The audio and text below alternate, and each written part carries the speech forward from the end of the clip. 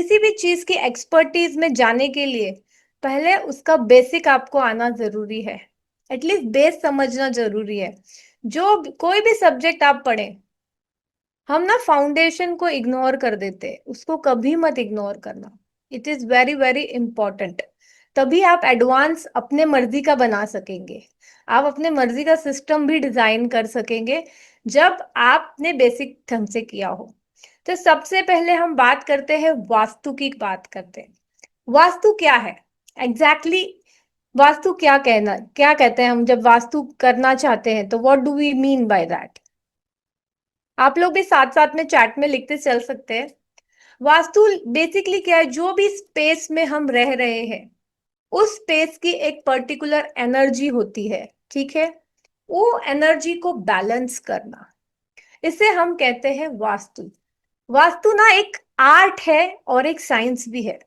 Science इसलिए है क्योंकि इसमें सच में बहुत सारे साइंस के कॉन्सेप्ट लगते हैं, बट हम इसे अगर ब्यूटीफुल तरीके से करा करें तो ये एक आर्ट भी बन जाता है और हमें जीवन में जीने के लिए बहुत सारे जगहों पे हेल्प कर देता है।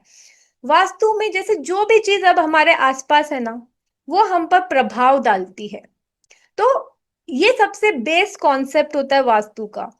जितनी भी चीजें हैं, तो आपने अब तक क्या सीखा होगा?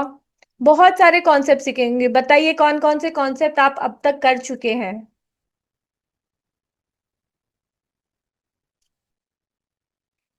मोस्ट कॉमनली आपने ओरिएंटेशन सीखी होंगी कि कौन सी चीज कहाँ पे रहनी चाहिए, कौन से एलिमेंट के हिसाब से वो वहां सही है, कौन सा 16 जोन सही है, राइट? या क्या कहते हैं, आपका इंटीरियर कैसा होना चाहिए, कलर्स कैसे होने चाहिए। ये हम सब ने मोस्टली सीखा है। हमने ये क्यों सीखा?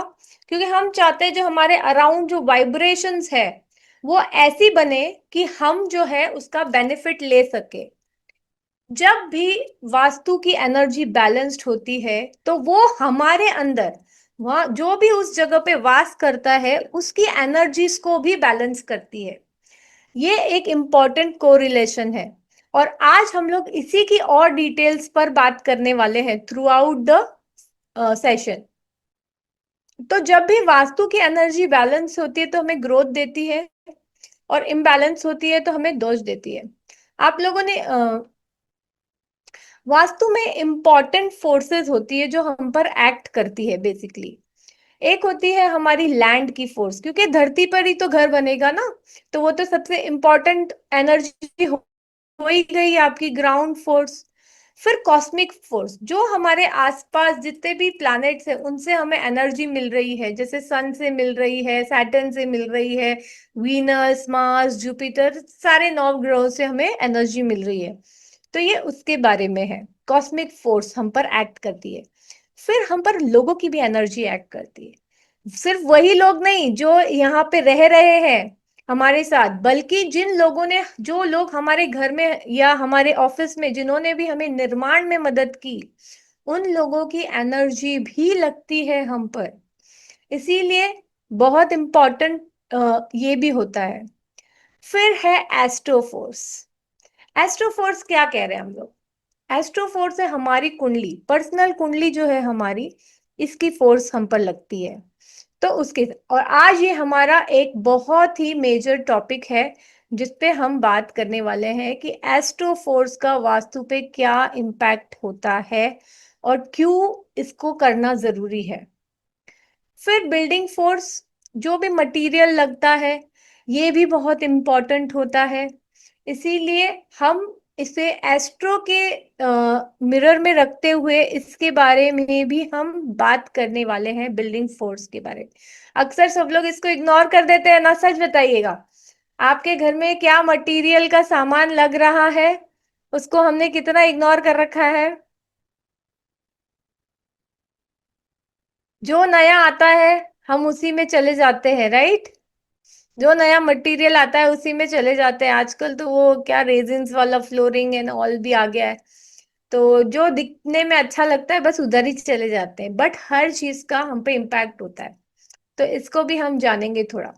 फिर होता है ओरिएंटेशन, कौन सी चीज कहाँ है, क्या प्लेसमेंट की है हमने, इसका असर होता है हम पर। उसके बाद इंटीरियर का असर होता है, ओरिएंटेशन का ही एक कनेक्टेड पार्ट है इंटीरियर। जब आप प्लानिंग करते हैं तो पहले आप प्लेस डिसाइड करते हैं कि यहाँ पे मैं किचन बनाऊं, यहाँ पे मैं रूम बनाऊं, यहाँ मैं ऑफिस बनाऊं या लिविंग रूम बनाऊं, जो भी है।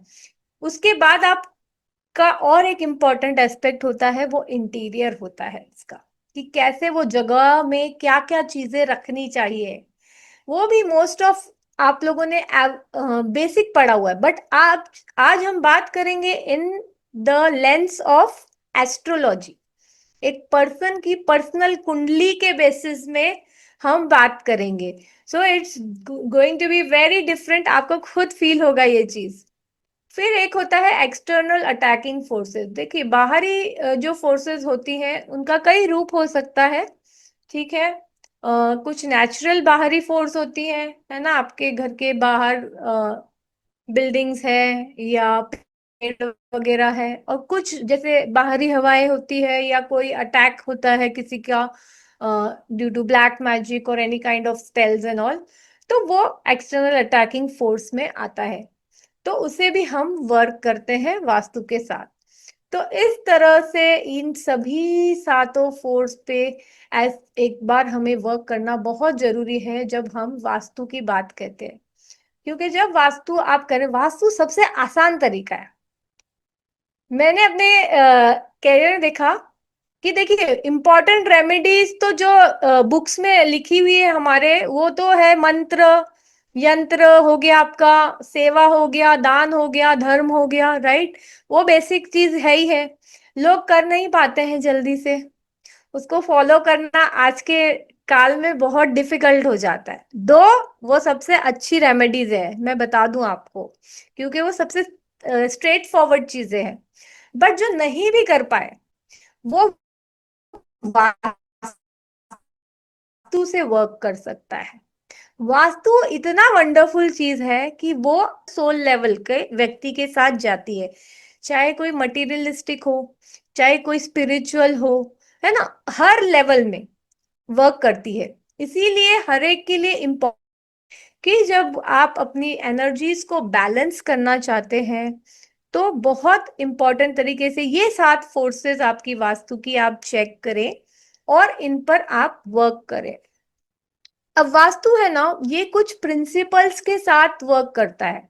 मैंने आप सबको कहा ना, it's a science, but it has to be done very artistically, तब जाके आपको उसका मेन असर मिलेगा।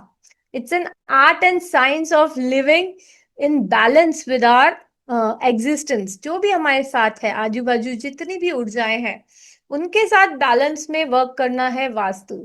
बस ये नहीं है ये यहाँ रख दो वो वहां रख दो, जिस तरह से बताया जा रहा है। आपने देखा मैंने सात फोर्सेस बताया आपको, ये चीज यहाँ रख दो, ये चीज वहां रख दो, वो है इम्पोर्टेंट है, नो डाउट अबाउट इट, क्योंकि उनका भी असर होता है। बट उसके अलावा भी बहुत सारा है वास्तु में, अपने आप में it is a very vast topic. तो हम वास्तु मेजरली जो बात करता है वो कुछ प्रिंसिपल्स की बात करता है। उसके बेसिस पे ही सब डिसाइड होता है कि कहाँ क्या ओरिएंटेशन होना चाहिए, या आप कह लीजिए इंटीरियर क्या होना चाहिए, लैंड एनर्जी कैसी होगी, या आप कह सकते हैं कि कौन सी रेमेडीज करना है, आपको क्या चीज एक्टिवेट करनी है। ये सब जो होगी वो हमारे प्रिंसिपल्स ऑफ वास्तु पे होगी, जो कि है सोलार एनर्जी, सन की एनर्जी। हम लोग सूर्य को अब तो जैसे एस्ट्रो में बात करते हैं बड़े छोटे में ले लेते हैं, बट कुल मिला के ये सूर्य सबसे सेंटर में होता है। सबसे बड़ा कौन है? सूर्य। सूर्य की जो एनर्जी है वो इस धरती पे अलग अलग टाइप के रेज डालती है। अगर आप उसको नॉर्मल साइंस से पढ़ेंगे तो यूवी रेज और इंफ्रारेड इस तरह से जानते हैं, बट पता है जहां जहां धरती पर अलग अलग एंगल में सूर्य की किरणें पड़ती है, ये अलग अलग एनर्जीज, लिटरली स्वर्ण की समान जो एनर्जी है, स्वर्ण चांदी इसके ही समान की एनर्जीज देती है। और कुछ जोन्स में जब चली जाती है जैसे कि साउथ वेस्ट वगैरह में, तो वहां हार्मफुल रेस भी देती है हमें। इसीलिए हमें इसके प्रिंसिपल पे डिपेंडेंट तो हमारा सारा ओरिएंटेशन होना ही होना है। फिर मैग्नेटिक फील्ड, देखिए हम सब जानते हैं कि नॉर्थ साउथ एक्सिस जो है हमारा, इस पे हमारा मैग्नेटिक फील्ड चलता है, ठीक है ना। तो इसीलिए हमें जो है चीजों को, ये axis north south east west, ये एक्सिस को समझना है और इसमें क्या एनर्जी है उसके हिसाब से अपनी जो वास्तु है इसको प्लान करना होता है। फिर ग्रेविटेशनल फोर्स हम सब पर एक्ट करता है। तो प्रॉपर ग्रेविटेशनल फोर्स, कई बार हम ना चीजें आड़ी टेढ़ी रख देते हैं, फिर हम सोचते हैं हमारा काम क्यों नहीं हुआ। हमने तो इतना अच्छा रेमेडी किया था, या मैं तो सब चीजें अपने तिजोरी में बहुत बढ़िया तरीके से रखती हूँ, फिर भी पैसा नहीं बढ़ रहा है। मैंने तो सारा उसमें उपाय जो मैं कर सकती थी, मिरर्स लगाने थे, श्वेताक्षर और अपनी जो भी धन पोटली सब रख दी मैंने, बट मेरा काम नहीं हुआ। क्यों नहीं हुआ? क्योंकि आपने हो सकता है अपनी तिजोरी सही से नहीं अलाइन की है ग्रेविटेशनली और मैग्नेटिकली। मैग्नेटिक फील्ड का भी बहुत बड़ा इंपॉर्टेंट रोल होता है, ठीक है। उसके बाद देवताओं की एनर्जीज, जितना जो ये हमारी स्पेस है ना, इसमें 45 देवतास की एनर्जीज है, जो कि अलग अलग एस्पेक्ट हमें अलग अलग एनर्जीज दे रही है हमारे जीवन से रिलेटेड। तो उनको हमें देखना जरूरी है। और डायरेक्शन, हर डायरेक्शन, मेजरली डायरेक्शन एनर्जी इसीलिए क्योंकि वहां हर डायरेक्शन में अलग अलग प्लैनेट्स की एनर्जी आती है, और ये सारी चीजें हमें बहुत इंपॉर्टेंट रोल प्ले करती है। हम सोचे कि हम एक भी अवॉइड कर दें तो नहीं, आपका ज्ञान अभी हाफ ही रहेगा फिर, ठीक है। उसके बाद एलिमेंटल फोर्स, पंच तत्व। पंच तत्व इतने इंपॉर्टेंट है, कोई मुझे बताएगा पंच तत्व क्यों इंपॉर्टेंट है? क्यों? क्या बात है पंच तत्व में, ऐसी क्या बात है?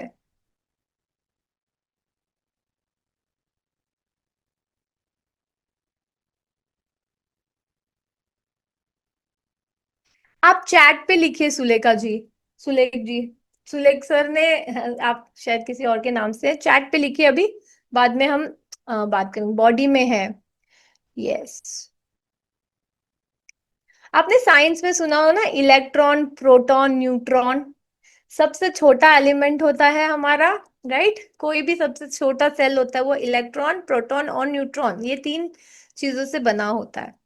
ये कैसे कैसे बना होता है? ये पंच तत्वों की एनर्जी से बना होता है। जो भी इस क्या बोलते हैं, यत पिंडे तत् ब्रह्मांडे, मतलब ये जो पिंड है इसमें जो है वो ब्रह्मांड में है, और ब्रह्मांड में है वो मेरे अंदर है। It is same, everything is same, और वो सेम चीज क्या है? पंच तत्व। बट क्या चीज डिफर करती है? क्या है ऐसा इस पंच तत्व में जो आपको और मेरे को अलग बनाता है, या आपको आपके बाजू में बैठी हुई चीज से अलग बनाता है? वो है उसका कंपोजिशन, उसका रेशियो जो होता है। सब चीजों में डिफरेंट डिफरेंट होता है। जैसे पानी में वाटर एलिमेंट ज्यादा होता है, फायर में अग्नि तत्व रहता है ज्यादा। हमारे भीतर है क्या अग्नि तत्व? Do we have fire element? हमारे अंदर भी सभी एलिमेंट है, और सभी एलिमेंट का बैलेंस बहुत इंपॉर्टेंट होता है। तो आज के बाद अगर आपको कोई भी क्योंकि अक्सर लोग कंफ्यूज रहते हैं, तो सब चीजों का आधार है पंच तत्व। पंच तत्व बैलेंस करना, चाहे आप आयुर्वेदा ले लीजिए, चाहे आप मेडिकल साइंस जो भी आप ले लीजिए, है ना, सब में यही बैलेंस होता है। आप एस्ट्रो ले लीजिए, योगा कर लीजिए, आप कोई भी एनर्जी साइंसेस कर लीजिए, चक्रा बैलेंस कर लीजिए, हर चीज का आधार है आपके 5 एलिमेंट्स का बैलेंस। सोलर प्लेक्सस आपका फायर एलिमेंट है, वो आपका फायर एनर्जी को रिसीव करता है। तो यही जितनी भी चीजें हमारे भीतर है, वही सारी चीजें, वही सारे कॉन्सेप्ट हमारी वास करने वाली धरती पर भी होते हैं। चाहे आप कमर्शियल यूज करें, चाहे रेसिडेंशियल यूज करें, सारे कॉन्सेप्ट्स उन पर भी लगते हैं। अब मुझे एक बताइए, ये कॉन्सेप्ट और किस चीज में लगता है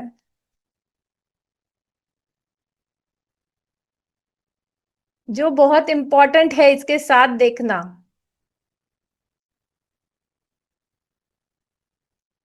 कहाँ से आती है हमें पंच तत्वों की ऊर्जा का मेन बड़ा सूत्र क्या होता है?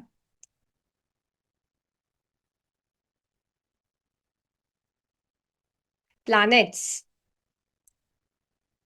प्लैनेट्स बहुत इंपॉर्टेंट रोल प्ले करते हैं। जो हमारे प्लैनेट्स हैं वो इन तत्वों को होल्ड करते हैं। तभी मैं हमेशा बोलती हूँ बेसिक इज वेरी इंपॉर्टेंट। सन कौन सा एलिमेंट है? Fire element. मून कौन सा एलिमेंट है? वाटर एलिमेंट है। सैटर्न कौन सा एलिमेंट है? एयर एलिमेंट है। राहु कौन सा एलिमेंट है? एयर एलिमेंट है। केतु फायर एलिमेंट है।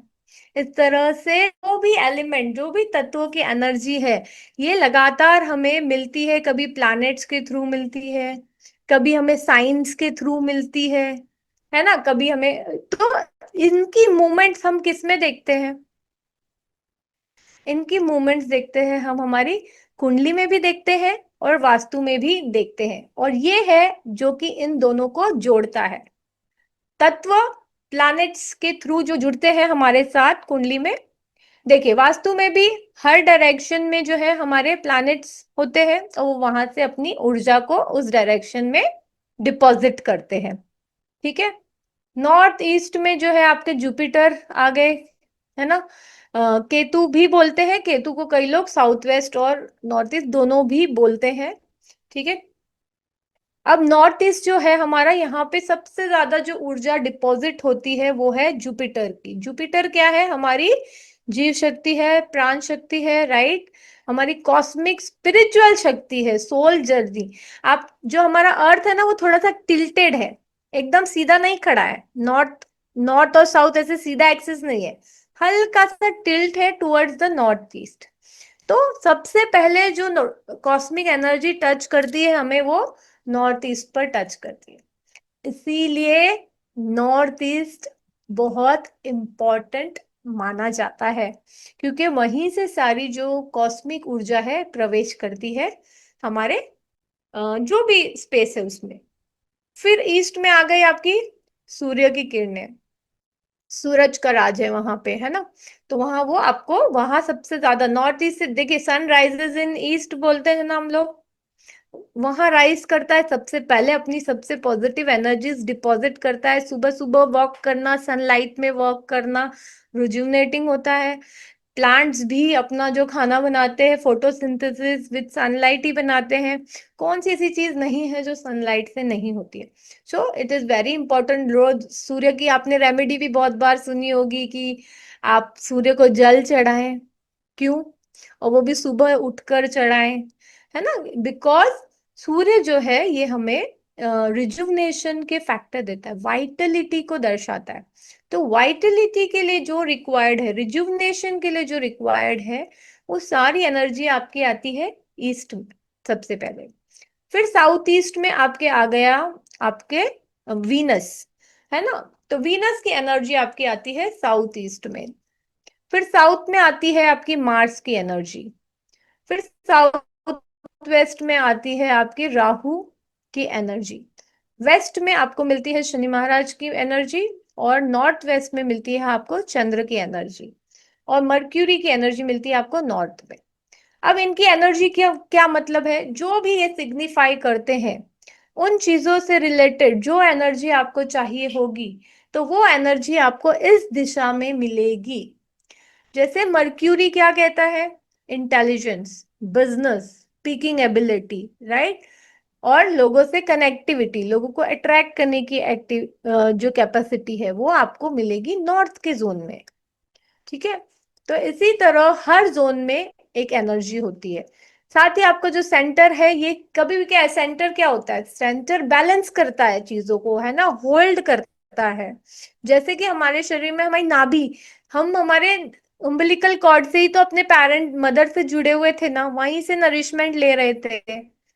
तो वो एक इतना इम्पोर्टेंट है जो हमें जोड़े रखता है और हमें बैलेंस करता है। वहां है जुपिटर और सैटर्न की एनर्जी, साथ ही ब्रह्मा जी की एनर्जी जो कि क्रिएटर है। तो इस तरह से हर डायरेक्शन में होती है आपकी जिन्यून एनर्जी। यहाँ तक तो आप लोगों ने सबने बहुत अच्छे से पढ़ा होगा, जिनने भी वास्तु किया है, या फिर थोड़ा बहुत आपको इंटरेस्ट भी है तो ये थोड़ा बहुत तो आपने कहीं रील्स में, वीडियोस में भी शायद सुना होगा किसी एक दो और वेबिनार में भी आपने ये चीजें सुनी होंगी। ठीक है।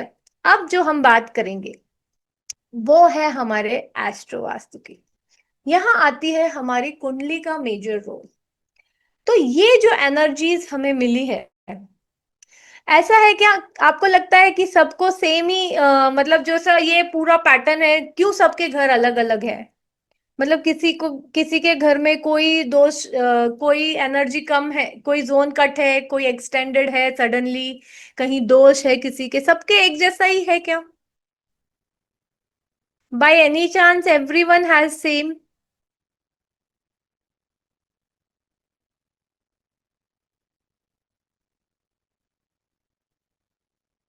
क्यों नहीं है सेम? बाकी हम लोग अब तो सीख चुके हैं कि भाई यहाँ पे ये रखो, यहाँ पे ये रखो, व्हाई नॉट पॉसिबल? क्यों नहीं पॉसिबल है बताइए? भाई ईश्वर तो सबको सेम देते हैं, भाई हमें भी देना चाहिए था ना, घर भी सारी एनर्जीज बैलेंस करके।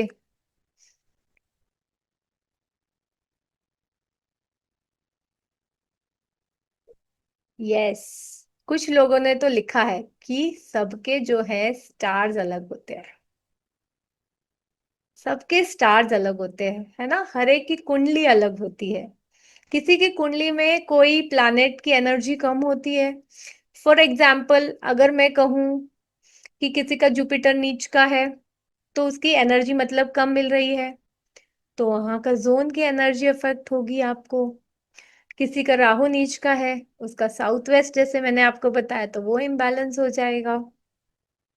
किसी या कोई और दोष आएगा, दोष किसी भी प्रकार का हो सकता है, उसको और आइडेंटिफाई करने के लिए डिटेल में जाना पड़ेगा। बट जो भी प्लैनेट की किसी का उच्च का है, तो उसको वो रिलेटेड दोष भी नहीं लग रहा है। ये भी बहुत सारी चीजें होती है। एक ही जगह पे रहते हुए भी सब पे अलग अलग असर होता है।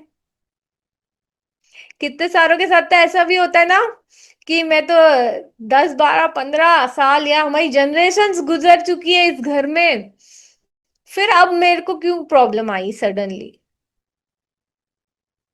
क्यों? क्योंकि आपके प्लैनेट्स चेंज हुए हैं, आपकी दशा चेंज हुई है। अंतरदशा प्रत्यंतर दशा आपके योग डिफरेंट हो सकते हैं। एक छोटा सा आउट ऑफ वे में फिर भी बताऊंगी।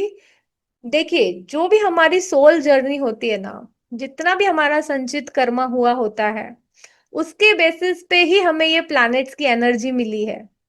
हम एक पर्टिकुलर टाइम, एक पर्टिकुलर डेट पर, इसीलिए इवन सेकंड्स भी फिक्स्ड है कि ये टाइम पे जब हम हुए हैं, तो हमने जो प्लैनेट्स जहां बैठे थे, वो एनर्जी हमारे भीतर आने लग गई। तो वो जब एनर्जी हमारे भीतर आ रही है, वो कौन डिसाइड कर रहा है? वो हमारे संचित कर्म। इसीलिए मैं बार बार कहती हूं, चाहे आप एस्ट्रो करें, वास्तु करें, न्यूमरो करें, जो भी साइंस करें, everything should help you resolve your karmas. Soul connected तो होना ही जरूरी है। It has to have a spiritual guidance within it. ये थोड़ा सा आपके टॉपिक से आउट ऑफ है, बट ये बताते नहीं है लोग, क्योंकि कई बार हम जो है इल्यूजन में बह जाते हैं कि मुझे चाहिए, मेरे को चाहिए, मेरा ये सॉल्व कर दो, बस मेरी ये परेशानी किसी तरह खत्म कर दो, है ना? ये करते रहते हैं हम लोग। बट जब हम अलाइन हो जाएंगे, एनर्जेटिकली अलाइन हो जाएंगे, तो ऑटोमेटिक चीजें रिजॉल्व होनी चाहिए। आपके संचित कर्म जो आप लेके आए हैं ना यहाँ पे, सॉल्व प्रारब्ध कर्म, वो रिजॉल्व होने चाहिए, ना कि वो और बढ़ जाए। Every remedy should be like that, चाहे कोई भी फैटर्निटी की हो, वो आपके प्रारब्ध को सॉल्व करने में हेल्प करनी चाहिए, ना कि आपको और ज्यादा एक जाल में खींच ले। ऐसी नहीं होनी चाहिए कोई भी रेमेडी। तो ये चीज का एस्पेक्ट समझना जरूरी है। अब चलते हैं थोड़ा सा टॉपिक पे। कुंडली। अब कुंडली जो है हमारी, इसमें भी तो काफी सारे लेयर्स हैं, राइट? इसमें सबसे इंपॉर्टेंट है ना, 4 लेयर्स होती है जिन्हें हमें बेस पर समझना चाहिए। चार में से भी तीन सबसे ज्यादा इंपॉर्टेंट होती है ना? सबसे पहली होती है आपके प्लैनेट्स। ठीक है। प्लैनेट्स को समझना कि कौन सा प्लैनेट क्या है। टोटल 9 प्लैनेट्स है हमारे। उन्हें हमें समझना है, उनकी एनर्जीज को समझना है। फिर होती है हमारी जोडियक साइंस, है ना, साइंस जो है हमारी, 12 साइंस होती है, इन्हें हम समझेंगे। क्योंकि 12 साइन हमारे पूरे 12 घरों में, कौन से, तो हमारा थर्ड पिलर कौन सा हो गया, हमारा हाउस हो गया। 12 घर, 12 राशि, 9 प्लानेट, और फोर्थ पिलर कौन सा है, बताइए।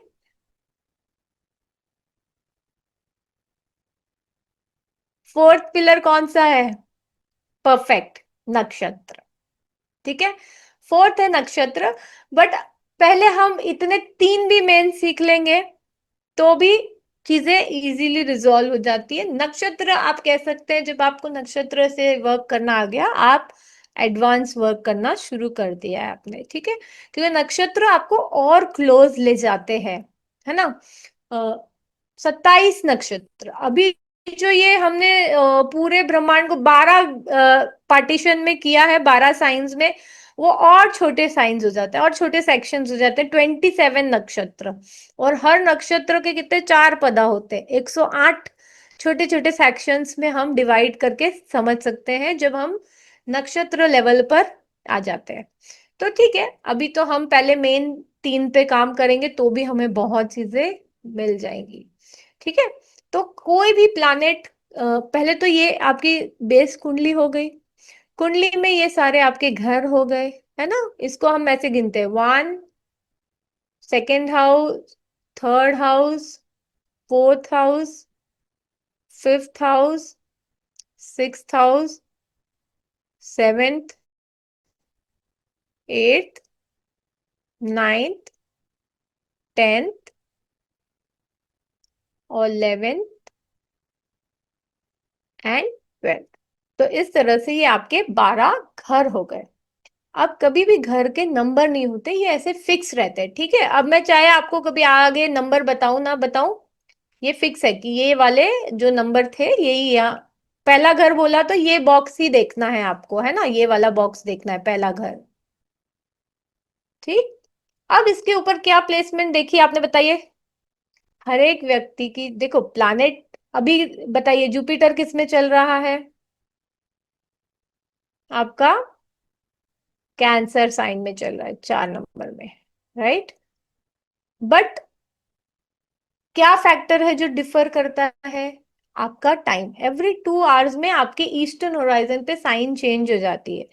तो वो यहाँ पे आपके साइन लिखी होती है, सपोज यहाँ पे 3 लिखा है तो 12 साइंस होती है। ये मैं आपको बाद में डिटेल भी बताऊंगी, बट एक शॉर्ट में बता रही थी मैं आपको कि इस तरह कुंडली फॉर्म होती है।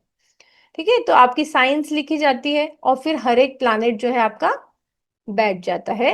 इस तरह से हम, क्या ऊर्जा हमारे पास आनी है, ये हमारी कुंडली से डिसाइड होती है। अब इस ऊर्जा का जो है कनेक्शन जो होता है वो होता है हमारे वास्तु से। कैसे होता है, चलो एक एग्जांपल देखते हैं हम। पहले एक एग्जांपल देखते हैं।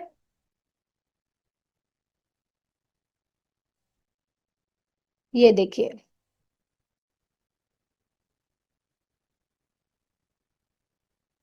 जो लोग ऑलरेडी थोड़ा वास्तु जानते हैं लिखिए, बताइए आपको देख के क्या लग रहा है, एक रफ आइडिया क्या है, बताइए।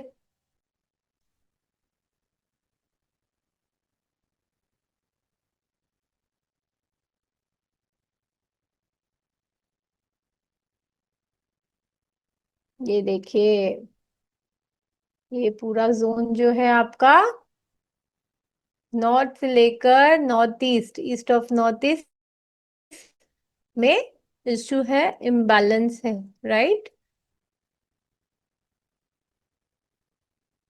एनी कट है। अब एनी किसका जोन था, एनी एनी, एनी किसका जोन आ गया, कौन से प्लैनेट का जोन आ गया। नहीं, मर्क्यूरी तो नॉर्थ है, वो अलग हो गया। एनी किसका जोन है, यस, जुपिटर का जोन है। ठीक है, अब आ जाइए आप यहाँ। आपने ये देख लिया, आप इसी पे से देख के बता सकते हैं कि व्यक्ति की कुंडली में, और जब देखेंगे आप, आपको पता चल जाएगा खोलने से पहले ही आपको पता होना चाहिए कौन सा प्लैनेट डिस्टर्ब होगा। वो है आपका जुपिटर। तो ये देखिए ओनर की कुंडली, जुपिटर किसमें है? ये 10 नंबर में, 10 नंबर यानी कैप्रिकॉन। कैप्रिकॉन में जुपिटर क्या हो जाता है? नीच का हो जाता है या डेबिलिटेट हो जाता है। इसका मतलब क्या हो गया कि वो अपनी खुद की ऊर्जा में नहीं रहता है ना, उसकी ऊर्जा कम हो जाती है, और कम होने की वजह से उसके जो उस एस्पेक्ट से रिलेटेड नेगेटिव होती है चीजें, वो सारी उस व्यक्ति को मिलने लगती है। और वही चीज कहाँ मिली आपको? कुंडली से कहाँ मिली आपको?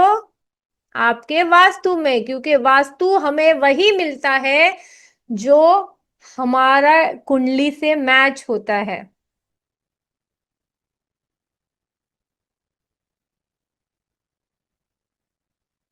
यस। तो बहुत क्लोज कनेक्शन होता है। जैसी हमारी कुंडली होगी वैसे हमें मिलेगा वास्तु भी। अब इसमें अगर एक बार के लिए देखिए, अब ये हस्बैंड की कुंडली है ना, हाउस ओनर, और ये जो है ये वाइफ की कुंडली है। वाइफ की कुंडली में देखिए जुपिटर अगेन नीच का हो गया।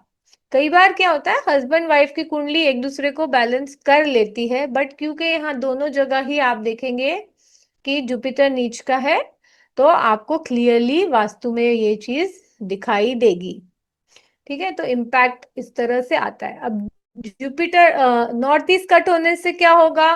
व्यक्ति को क्लैरिटी नहीं आ पाएगी, गोल नहीं सेट कर पाएंगे, माइंड में माइंड भटकेगा अपने किस जगह पे हमें। और सबसे पहला इंपॉर्टेंट चीज हमने पहले भी पढ़ा है ना, कि सबसे इंपॉर्टेंट चीज है कौन नहीं भटकता? जिसका गोल सेट हो जाता है कि मुझे ये करना है, और उसके पीछे लग जाते हैं हम, तो हमें अगर परेशानी भी आती है तो परेशानी सॉल्व हो जाती लाइफ की। हम वापस ट्रैक पे आ जाते हैं, थोड़े देर के लिए भटके होंगे तो भी अपन वापस से ट्रैक पे आते हैं। तो इस तरह से जो है व्यक्ति के जीवन में फर्क पड़ता है। साथ ही देखिए और चीज देखिए, अब आप देखेंगे तो आपको यहाँ पे दिखेगा कि आपका जो साउथ वेस्ट है ये अभी टेरेस है, तो बाय डिफॉल्ट क्या हो जाता है? ओपन हो जाता है। साउथ वेस्ट हमको क्या करना होता है? क्लोज रखना होता है। साउथ वेस्ट क्लोज क्यों रखना होता है? क्योंकि जो सन की एनर्जी है वो नॉर्थ ईस्ट से यहाँ तक पहुंचते पहुंचते हार्मफुल इंफ्रारेड रेज देना शुरू कर देती है। इसीलिए हम नहीं चाहते कि साउथ वेस्ट से वो एनर्जी, नेगेटिव एनर्जीज जो है हमारे यहाँ प्रवेश करे, क्योंकि वो लाइट आके भी फायदा नहीं है। समझ रहे हैं आप? वो रेल आने से भी, खाली वो दिखता हुआ है सूरज की लाइट है, इसका मतलब जरूर नहीं, उसका कंपोजिशन चेंज हो चुका है। सो वो हार्मफुल हो जाएगी हमारे लिए। इसीलिए हम कहते हैं कि साउथ वेस्ट जो है वो बंद होना चाहिए। अब देखिए साउथ वेस्ट हिला हुआ है ना आपको यहाँ पे, ठीक है, यहाँ आ जाइए। अब यहाँ क्या दिख रहा है? राहु आपका सैजिटेरियस में, क्या बता रहा है ये आपको? कि राहु नीच का हो गया है ना। राहु जो है आपका सैजिटेरियस और स्कॉर्पियो में नीच का हो जाता है, यानी डेबिलिटेटेड होता है, यानी वो पावर पॉजिटिव नहीं दे पाता। जो राहु की क्या है? ऑब्सेशन वाली भी चीज है, एम्बिशन, प्लानिंग। तो अब क्या होगा? उसमें इल्यूजन ज्यादा आएगा, नेगेटिव साइड। ऐसे जरूरी नहीं कि राहु की ऊर्जा है तो नेगेटिव ही है।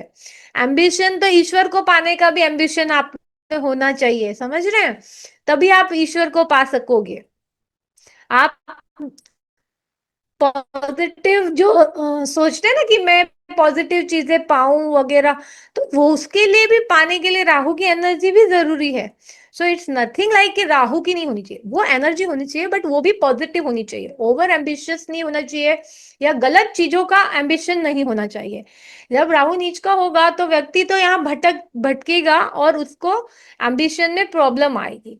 तो जब उसका ये होगा तो उसका क्या हो जाएगा? आप देखिए यहाँ पे नॉर्थ ईस्ट, सेंटर, और आपका ये साउथ वेस्ट। अब क्या हो गया? ये स्टेबिलिटी का जोन होता है ना। साउथ वेस्ट क्या होता है? अर्थ एलिमेंट, और नॉर्थ ईस्ट क्या होता है? Water element. ये दोनों ही यहाँ पे हो गए आपके डिस्टर्ब। ठीक है, तो इस तरह से आप देखेंगे एलिमेंट्स, प्लैनेट्स और घर में डिफरेंट दोष कैसे उत्पन्न होते हैं, और ये कब फ्रक्टिफाई करेंगे। चलिए आप ये बताइए मुझे। ये व्यक्ति तो अपने घर में रह रहे हैं, 13 साल 14 साल से रह रहे हैं, है ना, 13 14 साल से रह रहे हैं, तो भी उनको असर कब सबसे ज्यादा पता चलेगा इस घर का। जी बताइए।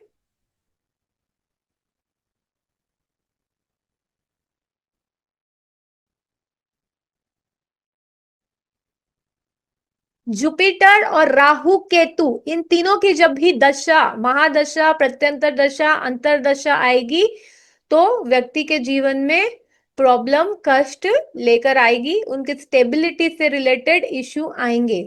तो जब इन व्यक्ति का जुपिटर में राहु स्टार्ट हुआ, तो उन्होंने शायद पहले जीवन में उतनी तकलीफ कभी नहीं देखी थी, वो तकलीफ इन्हें देखनी शुरू कर दी। तो अब आपको पता है कौन सा सबसे पहले दोष, कौन सा सॉल्व करना है, कौन सा सबसे पहले दोष सॉल्व करना है। यस, वो दोष को सॉल्व करना है, और क्या गलती नहीं करनी। अब यहाँ पे बहुत इंपॉर्टेंट है, आपने वास्तु में क्या पढ़ा है, ओरिएंटेशन।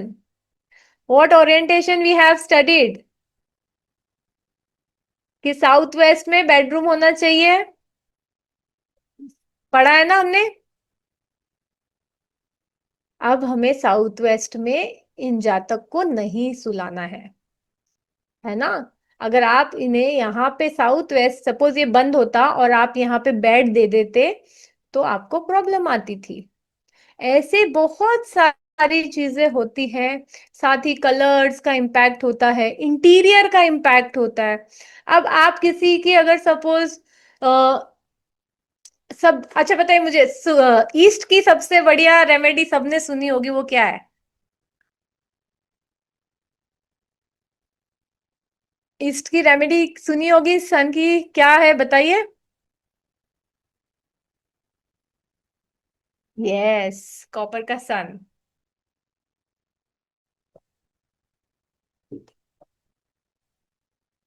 जिसका सन एफ्लिक्टेड है, या जिसका सन नीच का है, उसके कॉपर दीजिए, आप उसकी जिंदगी खराब कर देंगे। क्योंकि आपने क्या किया, उसके नीच के प्लानेट को एक्टिवेट कर दिया। इसीलिए अब उस व्यक्ति को प्रॉब्लम होगी, वहां पे उसका नेम फेम खराब होगा, जो उसे क्या इज्जत मिलती थी, वो इज्जत भी उसकी खत्म हो जाएगी। इसीलिए बहुत इंपॉर्टेंट है कि हम कुंडली के बेसिस को देखें और उसको देखते हुए प्लान करें। क्योंकि इंटीरियर का बेस क्या है, what is the psychology of interior, वो चित्र से चित्त में जाने की बात है। मतलब आपके आजू बाजू जो चीजें रखी है, उसको हम ऐसा बनाएं कि वो हमारे हमारे एनर्जी को सपोर्ट करती हुई हो जाए। अब आपने क्या किया, सूरज क्यों लगा रहे थे हम ईस्ट में, ताकि उसका इम्पैक्ट हमारे ऊपर गिरे पॉजिटिव, राइट, हमारी सूरज की एनर्जी जो हमें चाहिए वो बढ़े। बट अब क्या होगा, क्योंकि नीच का सन है, उसको एक्टिवेट करके बैठे हैं हम, तो हमें जितनी नीच के सन से रिलेटेड प्रॉब्लम्स होंगी, नेम फेम बर्बादी, वो मिलेगी। तो ओरिएंटेशन, इंटीरियर, इन सभी चीजों में बहुत बड़ा एस्पेक्ट होता है एस्ट्रोलॉजी का। तो ऐसे तो हमारे कई बार हमें लगता है कि नहीं नहीं कुछ नहीं होता है, नहीं, तब पता चलता है जब दशा आती है या कोई चीज। अच्छा आप मुझे एक बात बताइए, किस किस ने पिछले एक, मतलब जब से जून चालू हुआ है, जून के आसपास से घर में बहुत सारा चेंजेस लाया है, कुछ सामान यहाँ वहां, कुछ कुछ कुछ नया काम चालू किया है, बताइए। कुछ बड़ा बड़ा बड़ा चेंजेस किया है, मतलब बहुत दिनों से सोच रहे थे मैं इसको बदल दूं, या मैं इसको यहाँ ये करूं, घर में कोई काम करा लूं।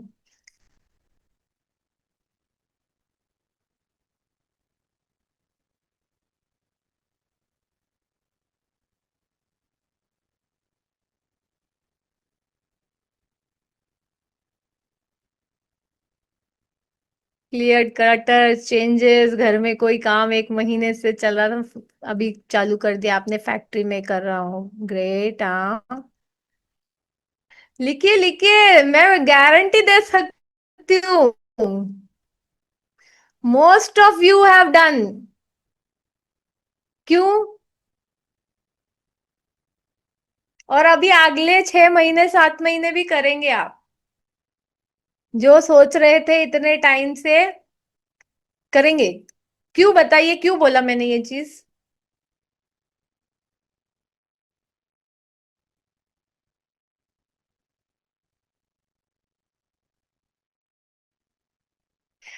यस, क्योंकि जुपिटर ट्रांसिट किया है कैंसर में, अपने एग्जाल्टेड स्टेट में, काफी सारी चीजें आपके अंदर चेंज आया होगा, काफी सारी चीजों में, चाहे कोई भी राशि में हो या कोई भी घर में हो, सॉरी, तो भी आपने चेंज किया होगा।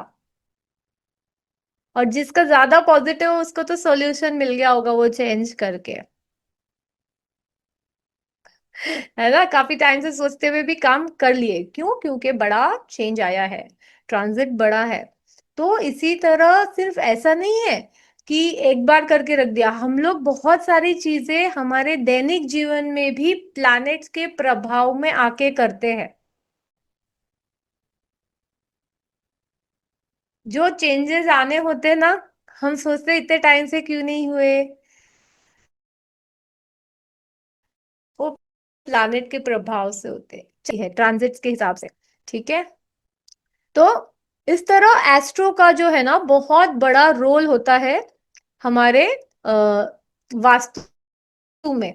तो वास्तु, एस्ट्रो देखे बिना वास्तु करना इज लिटरली लाइक कि आपने क्या बोलते हैं, अंधेरे में अंदाजे से हथौड़ा चला दिया है, वो लग गया तो बहुत बढ़िया है। बट क्योंकि हमें तो अच्छा काम करना है ना, हम तो प्रोफेशनल तरीके से काम करना चाहते हैं, तो हमको ये चीज आनी चाहिए, हर एक चीज समझनी चाहिए।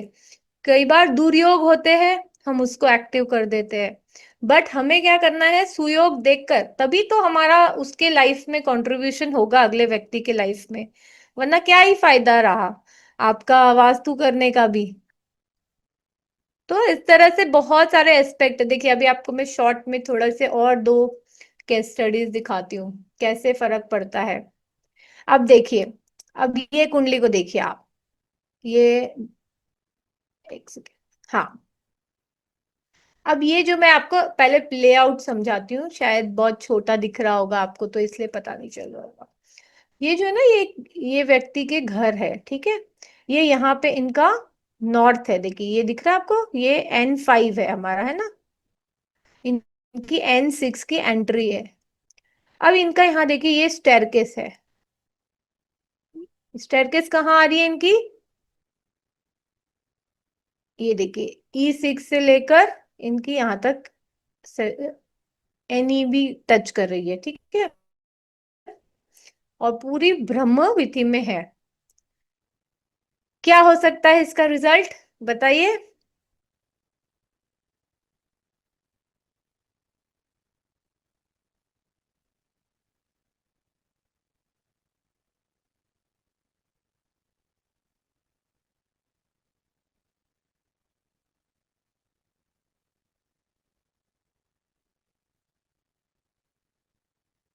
इनका काम में, यस, टेंशन हमेशा रहेगी इनका, बिजनेस जो है वो भी अप डाउन देखेगा, उतना ज्यादा नेम फेम नहीं कमा पाएंगे, राइट?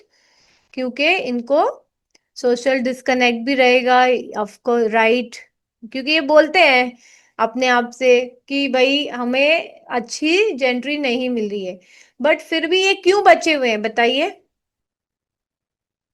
ये बचे हुए क्यों हैं? इतना ज्यादा इम्पैक्ट अभी नहीं फील कर पा रहे हैं क्योंकि इनका जो सन है ना, ये उच्च का है, ये उच्च का सन है, एग्जाल्टेड सन लेके बैठे हैं, इसीलिए अभी इनको ये प्रॉब्लम पता नहीं चल रही है। बट इनको उतनी उन्नति भी नहीं मिल रही है क्योंकि ये अभी एक्सप्लोर नहीं कर पाएंगे अपने ट्रू पोटेंशियल को। नहीं तो सन उच्च का है, 10th हाउस में कितना नेम फेम अथॉरिटी मिलती है व्यक्ति को, वो यूज ही नहीं कर पा रहे हैं वो, है ना? क्यों नहीं यूज कर पा रहे हैं? क्योंकि ये दोष यहाँ खड़ा है। अगर ये इस दोष को सॉल्व कर ले हम लोग, तो हम इस व्यक्ति के ट्रू पोटेंशियल को जो है एक्सप्लोर करवा सकते हैं। ठीक है। और जो लिख रहा है कि नहीं नहीं वास्तु अपनी जगह है, एस्ट्रो अपनी जगह है, तो अभी आप बहुत छोटा सोच रहे हैं। हम एस्ट्रो को इम्पैक्ट जो रेमेडी है वो वास्तु के थ्रू कर सकते हैं। वास्तु के थ्रू हम प्लैनेट्स की एनर्जी बढ़ा सकते हैं, बेटर कर सकते हैं। क्योंकि जो भी एस्ट्रो है वो तो वास्तु में आने ही वाला है, चाहे आप चाहे नहीं चाहे। तो ये हम रिवर्स इंजीनियरिंग जो है वास्तु के थ्रू कर सकते हैं बहुत ही आसानी से। इसीलिए मैंने आपको स्टार्टिंग में भी कहा था कि वास्तु जो है it is a remedial science, basically हमें हेल्प करता है अपने एनर्जीज को बेटर करने में। तो एक तरह से अगर हम साथ में पढ़े, तो हम जो नॉर्मल वास्तु कर रहे हैं ना उसमें हम बहुत ज्यादा बेनिफिट दे सकते हैं अपने क्लाइंट को, या अपने लिए भी, या अपने किसी फैमिली मेंबर्स फ्रेंड्स के लिए कर रहे हैं तो उनके लिए भी। अब देखिए, ये मैं समझाती हूँ थोड़ा सा शॉर्ट में आपको। ये ना एक फैक्ट्री है, ठीक है? ये ऐसी पूरी बड़ी फैक्ट्री है, 17,000 स्क्वायर फीट की, टेक्सटाइल की। यहाँ पे ये जो है ना, ये इस फैक्ट्री का एग्जिट है। और ये पूरा एरिया जो है इनका ओपन है, मतलब फुल ओपन है। ये इनकी यहाँ बिल्डिंग बनी हुई है। तो देखिए ये बिल्डिंग बनी है ना, अलग अलग जो उनके काम हो रहा है ना उसके हिसाब से। यहाँ ऑफिस है ये पूरा लाइन में, और यहाँ पूरे उनकी मशीनरी लगी हुई है। अब इनके साथ क्या हुआ? ये भी बहुत पुराना जो है, बहुत पुराना बिजनेस है इनका, ठीक है? बहुत टाइम से, और बहुत नामी भी है। बट क्या हुआ इनके साथ? जैसे ही इन यहाँ देखिए, अब इनकी कुंडली देखिए, आप बता सकेंगे। जैसे ही इनकी जुपिटर में केतु की दशा आई, इन्होंने एक बड़ा वास्तु में गलती कर दी। क्या किया इन्होंने? एक जो बंद पड़ी फैक्ट्री थी उससे लाके यहाँ पे पूरा मिट्टी का, मिट्टी से भर दिया, माल भर दिया यहाँ पे। क्योंकि ये क्या बोलते हैं, थोड़ा पानी पानी दलदल हो रही थी तो उन्होंने भर दिया, ये सोच के कि इसका सोल्यूशन होगा। इनसे गलती क्या हो गई कि इन्होंने इसको ऊंचा भरा। देखिए अभी विपरीत दशा होती है ना, तो व्यक्ति क्या करता है? गलत डिसीजन ले लेता है। ठीक है। ये ऊंचा हो गया। अब इनका नॉर्थ ऊपर हो गया, उठ गया। स्लोप, स्लोप गड़बड़ हो गई, नॉर्थ हैवी हो गया। इनका क्या हो गया? इनके ऑर्डर आने बंद हो गए। जो ये पहले से इतने जमाने से अपना फैमिली बिजनेस कर रहे थे, वो इनकी गड़बड़ हो गई। तो ऐसे आपकी दशा और प्लैनेट्स खेल करवाते हैं आपके वास्तु में भी। तो ये चीज जब सॉल्व कर दी, तो चीजें सॉर्ट आउट हो गई उनकी। अच्छे भले बिजनेस में भी प्रॉब्लम आ जाती है अगर हम ऐसी गलतियां कर दे, और इसीलिए दोनों देखना जरूरी है। यस, इनके सिर पर बाल नहीं है, राइट। नहीं, प्रोफेशन तो इनका बहुत पुराना है, ठीक है। इनको ये स्टेयर्स क्यों मिली? इनको ये स्टेयर्स इसलिए मिली क्योंकि इन्होंने जब घर, जो सेकंड केस था, उन्होंने जब घर खरीदा था तो उनका राहु कैंसर में ट्रांजिट कर रहा था। राहु आपका देखो, हम घर खरीद रहे हैं ना, खरीदने के तो योग बन गए, मगर अगर बाकी के प्लैनेट्स थोड़े से उठपटांग चलते हैं ना, तो दोष देके चले जाते हैं। बट हम उसको रिजॉल्व कर दे तो वो एनर्जी टेम्पररीली होगी, तो सॉल्व कर जाएंगे हम लोग, हमें सोल्यूशन मिल जाता है चीजों का। ठीक है। तो इसीलिए इंपॉर्टेंट है कि वास्तु को जो है हम लोग करें in light of astrology. That is very important, correlate करके।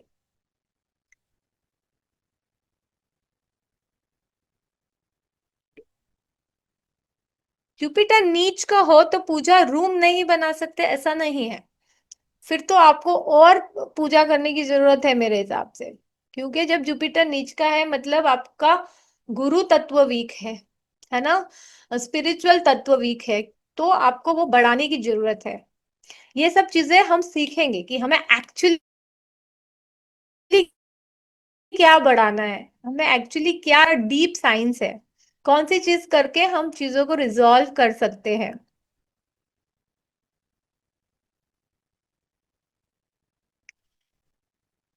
तो सीखना चाहेंगे आप लोग इसे? Would you like to learn this in depth?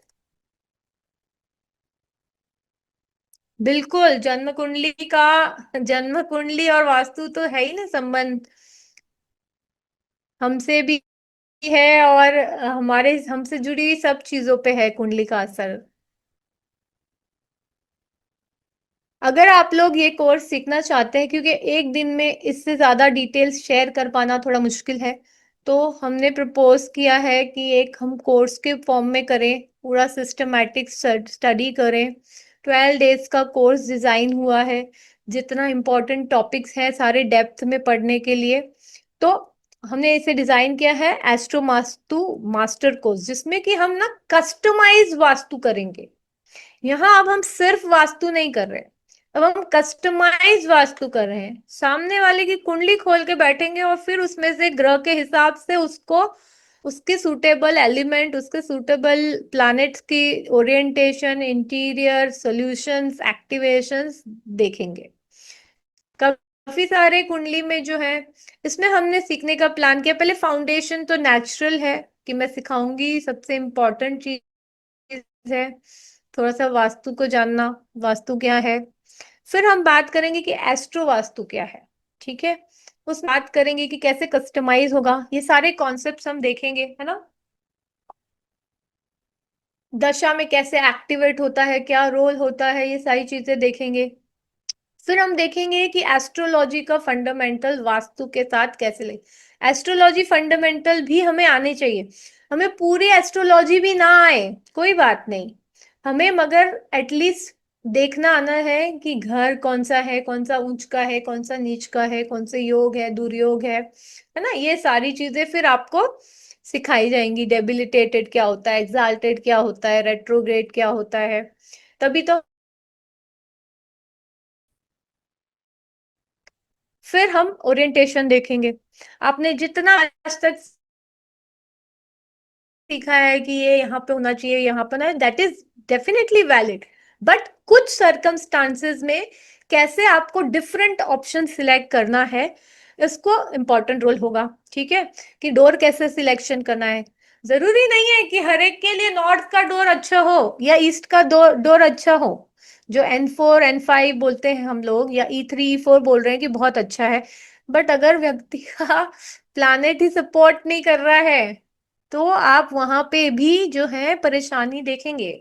इसीलिए एस्ट्रो के माध्यम से, उसके हॉरोस्कोप के माध्यम से हम देखेंगे कि कौन सा डोर उन्हें सिलेक्ट करना चाहिए, कौन सा बेडरूम सिलेक्ट करना चाहिए, कौन सा ऑफिस किसके लिए ज्यादा लाभदायी होगा, कौन से स्टडी, किचन, लॉकर, टेम्पल का क्या प्लेसमेंट होना चाहिए, व्हीकल कौन सा, कैसे कलर का व्हीकल मुझे सिलेक्ट करना चाहिए जो मुझे सपोर्ट करे।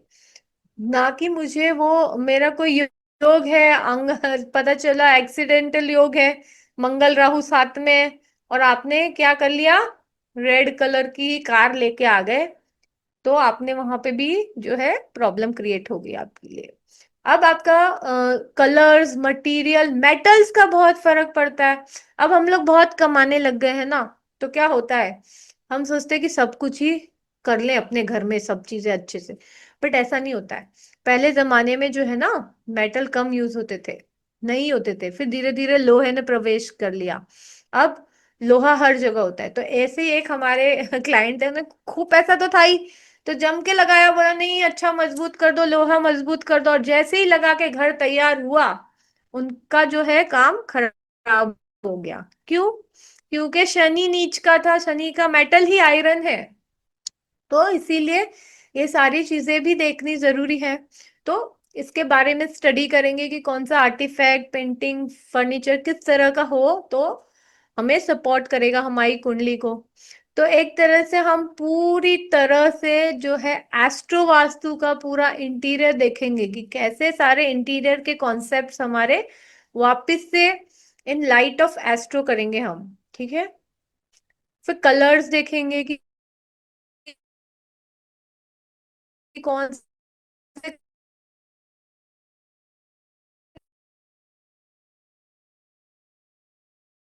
कलर है। देखिए कलर्स का इम्पैक्ट नहीं है उसका क्या, उसको वो नहीं सपोर्ट करेगा, तो उसे कौन सा लेना चाहिए कलर। ये सारा पूरा कलर जो वास्तु है ना, वास्तु में भी इसको कैसे यूटिलाइज करेंगे हम लोग देखते हैं, ठीक है। बहुत इंपॉर्टेंट रोल है। फिर एनर्जीज को जो हम, कई सारे कुंडलियों में अच्छे योग होते हैं, बहुत ही अच्छे गज केसरी योग है आपका, बहुत पॉजिटिव योग है।